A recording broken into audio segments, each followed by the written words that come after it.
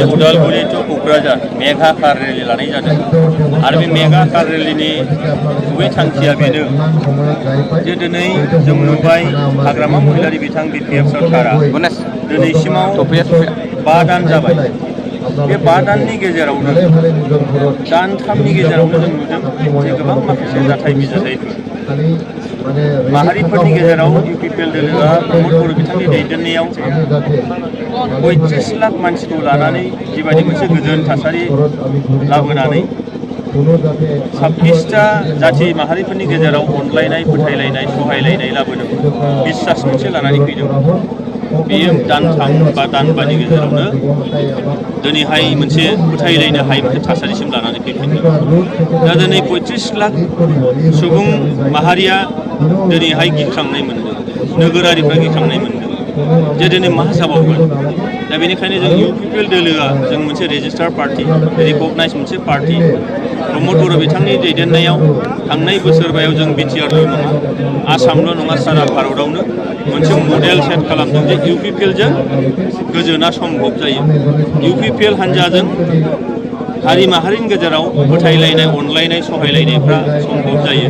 दा बेनिखायनो फैबाय थानाय बिधान सभा बिसायख'थिया बावलिया बे बिसायख'थियाव जोङो UPPL हिसाबै गोख्रोङै गसंथागोन आरो जोङो BTRनि मडेलखौ जोङो आसाम लेभेलाव लानानै थांनांगौ। दा बेनिखायनो फैबाय थानाय बिसायख'थियाव UPPLखौ बाद होनानै खुनु राजनैतिक बियो नेशनेल पार्टियानो जा आरो आनसलिक पार्टियानो जा रावबो जाहाथे सरकार गठन खालामनो हाया, सरकार दानो हाया, बे लेभेलसिम जोङो साननानै दङ। बेनिखायनो जोङो बे बिसायख'थियाव 15 जोंहा समस्ति दङ। बेयाव बे 15 बियाबावबो जों गोख्रोङै गसंथागोन आरो बायजोआवबो जोङो गसंथानायनि बा गसंनायनि मोनसे सिन्था खालामदों।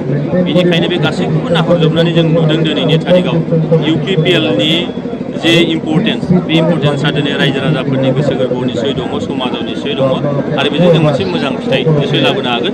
दिनैनि कार रेलिया बेनिखायनो UPPLआ जे दङ दाबो, UPPLआ जे दिनै जोङो फैबाय थानाय बिसायख'थियाव गोख्रोङै गसंथानानै जोङो मोजां मोनसे समाज, मोजां मोनसे थासारि, मोजां मोनसे सोलोंथाइ बेबस्था, राङारि बेबस्था, हारि माहारिनि गेजेराव अनलायनाय सहायलायनाय फोथायलायनाय लाबोनो हागोन, बेखौ जोङो दिन्थिनो नागिरदों।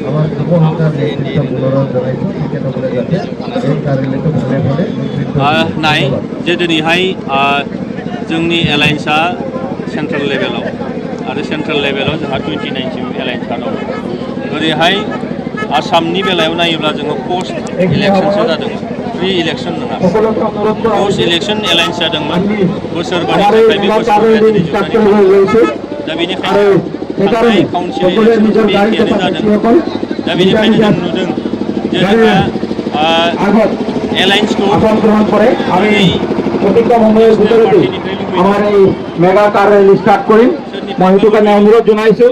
যেহেতু UPPL হিসাबै আমার দङ UPPL দল माबा एलायन्स শান্তি সম্প্রতি কিন্তু जों गावनो गाव गसंथानानै মধ্যে मोजां লক্ষ্য রাখি फिथাइ লাबोनो নাगिरदों। আৰু बे फैबाय थानाय বিষয় আমাৰ এই মেগা ৰেলী যাতে আদৰ্শৱান মেগা ৰেলী হয় তাৰ বাবে মই সকলোকে সহযোগ কৰিবৰ কাৰণে অনুৰোধ জনাইছোঁ। बियो NDAनि बाहागो माने दिनैहाय UPPLआ जे बेसेबां আজি কাৰ ৰেলীৰ অংশগ্ৰহণ কৰা প্ৰত্যেক আমাৰ কৰ্মীবৃন্দসকলক এটা জনাব বিচাৰিছোঁ।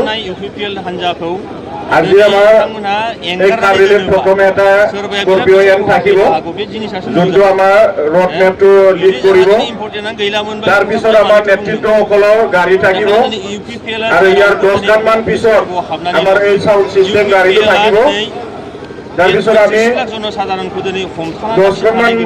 লিডাৰসকলৰ গাড়ীৰ পিছত আমাৰ ওদালগুৰি ডিষ্ট্ৰিক্টৰ যিমান বাহন আছে এইটো থাকিব। তাৰ নেক্সটত বাক্সা ডিষ্ট্ৰিক্টৰ বাহনসকলো থাকিব। ওদালগুৰিৰ পিছত আমাৰ বাক্সা, তামুলপুৰ পিছত বাক্সা, বাক্সাৰ পিছত আমাৰ চিৰাং আৰু চিৰাঙৰ পিছত আমাৰ কোকৰাঝাৰ।